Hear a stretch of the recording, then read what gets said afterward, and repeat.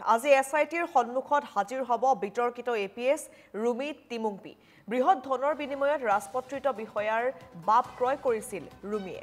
2013 বৰ্ষৰ মূল এপিএছচিৰ যি পৰীক্ষা আছিল সেই পৰীক্ষাতে অনুত্তীৰ্ণ হৈছিল ৰুমি টিমুংপি। 2013 বৰ্ষত এপিএছচিত এছটি হিলছৰ কাট অফ নম্বৰ আছিল 631। ৰুমি টিমুংপিয়ে মূল পৰীক্ষাত লাভ কৰিছিল মাত্ৰ 578 নম্বৰ। 6খন উত্তৰ বহীৰ 4খনতে জালিয়াতিৰে নম্বৰ বৃদ্ধি কৰিছিল ৰুমিয়ে। ইংৰাজী বিষয়ত ৰুমিয়ে লাভ কৰিছিল মাত্ৰ 125 নম্বৰ। টেবুলেশ্যন শ্বীটত 125 নম্বৰ বৃদ্ধি হৈছিলকৈ 175 নম্বৰ। ইংৰাজীত সৰ্বমুঠ 50 নম্বৰ জালিয়াতিৰে বৃদ্ধি হৈছিল ৰুমিৰ। ৰাজনীতি বিজ্ঞানৰ প্ৰথম পেপাৰত ৰুমিয়ে পাইছিল মাত্ৰ 61 নম্বৰ।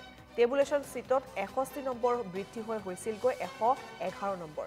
ৰাজনীতি বিজ্ঞানৰ দ্বিতীয় পেপাৰতো বৃদ্ধি হৈছিল 50 নম্বৰ। সমাজতত্বৰ প্ৰথম পেপাৰতো ৰুমি টিমুংপিৰ নম্বৰ বৃদ্ধি হৈছিল। প্ৰাপ্ত 85 নম্বৰৰ পৰিৱৰ্তে জালিয়াতিৰে দিয়া হৈছিল 135 নম্বৰ। টেবুলেশ্যন শ্বীটত সৰ্বমুঠ 200 নম্বৰ বৃদ্ধি হৈছিল ৰুমি টিমুংপিৰ। জালিয়াতিৰে পোৱা 778 নম্বৰেৰে এপিএছ বিষয়া হৈছিল ৰুমি টিমুংপি। এমআৰ নম্বৰ 340/2016 নম্বৰৰ টেবুলেশ্যন শ্বীটত স্পষ্ট হৈ আছে ৰুমিৰ প্ৰতিটো জালিয়াতিৰ তথ্য। বিপ্লৱ শৰ্মা আয়োগৰ প্ৰতিবেদনতো স্পষ্ট এপিএছ ৰুমি টিমুংপিৰ নাম। এনআইএৰ অতিৰিক্ত আৰক্ষী অধীক্ষক হোৱাৰ পিছতেই বিতৰ্কত সোমাই পৰিছে এতিয়া ৰুমি টিমুংপি। 30 নৱেম্বৰত গৃহ বিভাগে নিলম্বন কৰিছিল এপিএছ ৰুমি টিমুংপিক আৰু আজি হাজিৰ হ'বলৈ নিৰ্দেশ দিয়া হৈছে এছআইটিত ৰুমি টিমুংপিক, যিগৰাকীয়ে জালিয়াতিৰে চাকৰি লৈছিল, ধন দি চাকৰি লৈছিল আৰু সেই সকলোবোৰ কথা ইতিমধ্যে স্পষ্ট হৈ পৰিছে। আমি এই মুহূৰ্তত লাইভত যাব বিচাৰিছোঁ এই ঘটনা সন্দৰ্ভত সবিশেষ জানিবলৈ। ৰবিউল আলম আছে মোৰ সৈতে এই মুহূৰ্তত লাইভত। ৰবিউল, ইতিমধ্যে বহুকেইজন বিষয়া যিসকলে বক্ৰপথেৰে চাকৰি লৈছিল তেওঁলোকক জেৰা কৰা হৈছে, তেওঁলোকক গ্ৰেপ্তাৰ কৰা হৈছে। অন্য এগৰাকী মূল অভিযুক্ত আছিল এপিএছ ৰুমি টিমুংপি, যিগৰাকীয়ে প্ৰতিখন বহীতে বুলি ক'ব লাগিব, প্ৰতিখন যি প্ৰশ্ন কাকত আছিল প্ৰতিখন বহীতে তেওঁ নম্বৰ বৃদ্ধি কৰিছিল। 50-60 নম্বৰকৈ তেওঁ প্ৰায় 200 নম্বৰ বৃদ্ধি কৰিছিল। গতিকে আজি তেওঁ কিমান সময়ত হাজিৰ হ'ব, তেওঁ গ্ৰেপ্তাৰ কৰাৰ আজি সম্ভাৱনা আছে নেকি? কাৰণ তেওঁৰ বিৰুদ্ধে যিখিনি অভিযোগ আছে সেইখিনি প্ৰায় এতিয়া স্পষ্ট।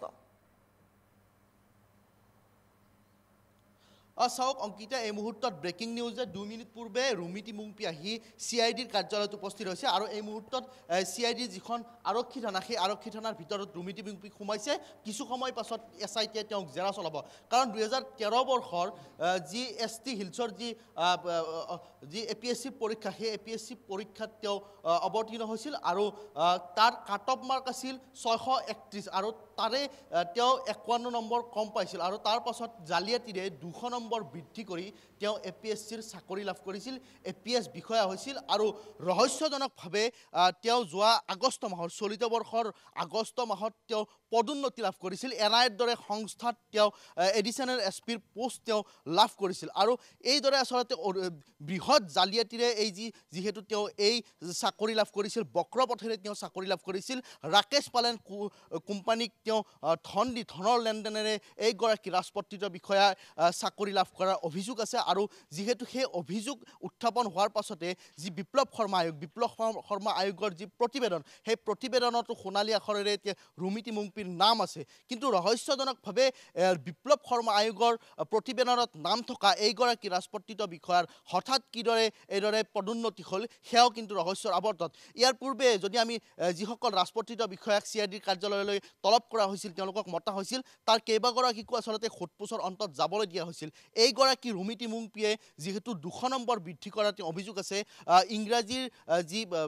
ইংৰাজী বিষয়ত তেওঁ 50 নম্বৰ বৃদ্ধি কৰিছিল, সমান্তৰালভাৱে তেওঁ সমাজ অধ্যয়নত এইদৰে 50 নম্বৰ বৃদ্ধি কৰিছিল, 6টা বিষয়ৰ 4টা বিষয়ত তেওঁ 200 নম্বৰ বৃদ্ধি কৰিছিল আৰু যি কাট অফ মাৰ্ক আছিল যে 631ৰ তাৰে 53 নম্বৰ তেওঁ কম পাইছিল 558 নম্বৰ তেওঁ 58 নম্বৰ তেওঁ লাভ কৰিছিল ক্ষমা কৰিব 578 নম্বৰ তেওঁ লাভ কৰিছিল আৰু 200 নম্বৰ বৃদ্ধি কৰি 778 নম্বৰলৈকে তেওঁ বৃদ্ধি কৰিছিল টকাৰ লেনদেনেৰে জালিয়াতিৰে এই নম্বৰ বৃদ্ধি কৰিছিল আৰু নম্বৰ বৃদ্ধি কৰিয়ে তেওঁ এই APSCৰ যি পৰীক্ষাত সেই পৰীক্ষাত অৱতীৰ্ণ হয় APSC পৰীক্ষাত উত্তীৰ্ণ হৈ তেওঁ APSCৰ দৰে এটা পদত তেওঁ অধিষ্ঠিত হৈছিল আৰু ৰহস্যজনকভাৱে তেওঁৰ পদোন্নতি হৈছিল কিন্তু ইমান তথ্য প্ৰমাণ থকাৰ পাছত এইগৰাকী ৰুমিটি মুংপি গ্ৰেপ্তাৰ হ'বনে নহয় সেয়া ৰহস্যজনক কাৰণ ইয়াৰ পূৰ্বে বহু ৰাজপত্ৰিত বিষয় কিন্তু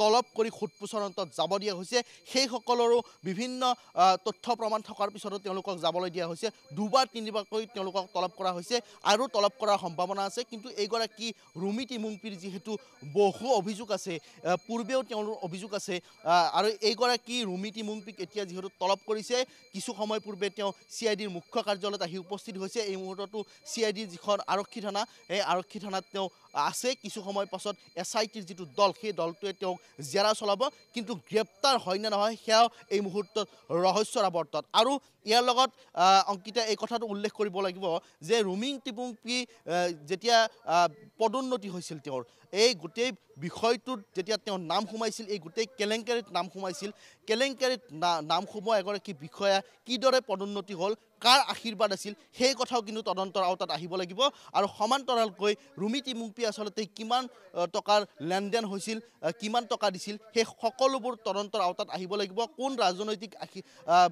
নেতাৰ আশীৰ্বাদ আছে বা কোন বিষয়ৰ আশীৰ্বাদ আছে সেই সকলো বিষয় তদন্তৰ ওলাব আৰু যিহেতু SITয়ে গোটেই বিষয়টো তন্নতন্নকৈ তদন্ত আগবঢ়াই লৈ গৈছে আৰু সেই গোটেই বিষয়টো কাৰণ APSCৰ এই যি তদন্ত প্ৰক্ৰিয়া সেই তদন্ত প্ৰক্ৰিয়া হঠাৎ যিহেতু গেথেলা মাৰিছিল পুনৰ যিহেতু মুখ্যমন্ত্ৰীৰ নিৰ্দেশত এই তদন্ত প্ৰক্ৰিয়া আৰম্ভ হৈছে হয়তো আশা কৰিব পাৰি যে যিসমূহ ৰাজপত্ৰিত বিষয় এই বক্ৰপথেৰে ধন লেনদেনেৰে আচলতে চাকৰি লাভ কৰিছিল সকলোৰে বিৰুদ্ধে ব্যৱস্থা গ্ৰহণ কৰা হ'ব অংকিতা ধন্যবাদ জনাইছো আপোনাক এই মুহূৰ্তত ৰবিউল আৰু এয়া হৈছে শেহতীয়া খবৰ কাৰণ এইগৰাকী ৰুমিটি মুংপিৰ বিৰুদ্ধে যিখিনি তথ্য ইতিমধ্যে লাভ কৰিছে সেই তথ্যৰ ভিত্তিত তেওঁক আজি জেৰা চলোৱা হ'ব কণ্টেক্ট পাছত ইতিমধ্যে তেওঁ আহি উপস্থিত হৈছে SITত আৰু তেওঁক সোধা পোছা কৰা হ'ব হয়তো গ্ৰেপ্তাৰ হ'ব পাৰে কাৰণ তেওঁৰ বিৰুদ্ধে যিখিনি আচলতে তথ্য লাভ কৰিছে সেয়া প্ৰায় স্পষ্ট হৈছে কাৰণ যোনকেইখন তেওঁ পৰীক্ষা বহিত নম্বৰ বৃদ্ধি কৰিছিল কিমান নম্বৰ বৃদ্ধি কৰিছিল সেই সকলোবোৰ ইতিমধ্যে